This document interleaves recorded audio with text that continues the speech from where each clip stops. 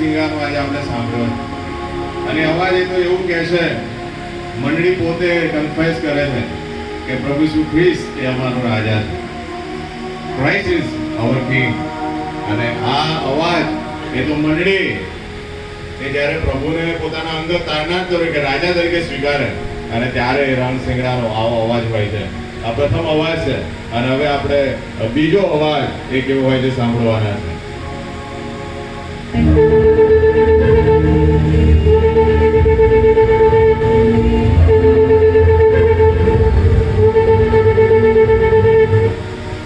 જો અવાજ તમે ધ્યાનથી સાંભળ્યો હોય તો અવાજ એ તો ખૂબ જ તૂટક આવી રહ્યો છે, વચ્ચે બ્રેક છે અને અહીંયા મંડળી કલીસિયા એ પોતાના પ્રભુને કહી રહી છે કે પ્રભુ અમારું હૃદય પણ તારી વગર તૂટી રહ્યું છે.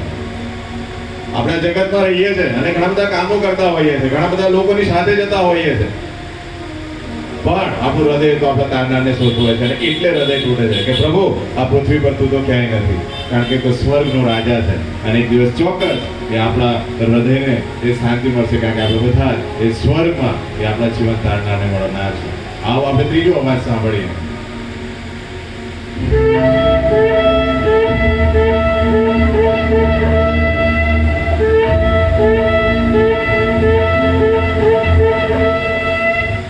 એક વેકઅપ કોલ હોય એવું લાગે છે.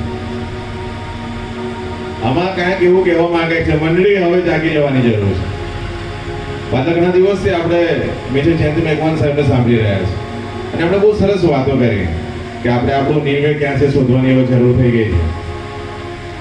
આપણે જાગી જવાની જરૂર છે મંડળી તરીકે. આપણે વચનો વાંચવાની જરૂર છે, આપણે પ્રાર્થનાઓમાં લાગુ રહેવાની જરૂર છે, કારણ કે હવે એકમાંતનો સમય છે. યુનાએ તો પોતાનો નિર્ણય શોધી કાઢ્યો, એના કમ્ફર્ટ ઝોનમાંથી બહાર આવી ગયો હતો. શું આપણે આવી ગયા? આ વેકઅપ કોલ એ કદાચ તમારા અને મારા માટે હોઈ શકે અને એટલે જ કદાચ આપણે એસવાયફની જ્યારે શરૂઆત કરી ત્યારે એની ટેગલાઈન આપી હતી, pray continuously, God has something to do.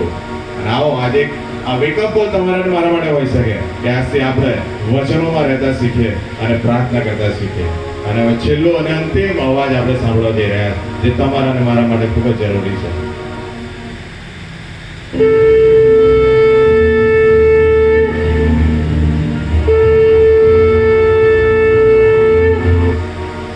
Long blast, continuous અને ખૂબ જ ભેદી એવો અવાજ આવી રહ્યો છે અને તું એક્સેપ્ટ કહી રહ્યો છે કે હવે જીસસ ઇઝ કમિંગ સૂન. પ્રભુ આવી રહ્યો છે, પ્રભુ આવી રહ્યો છે, એની મંડળીને લેવાને આવી રહ્યો છે અને એના માટે શું આપણે તૈયાર છે? એના માટે શું આપણે તૈયાર છે? અને આ જ ગીત અને એના જ શબ્દો લઈ નડિયાદ સેન્ટર ક્વાયર આવી રહ્યું છે. આખરી નરસિંગા ફૂકા છાને વાળા. Thank you.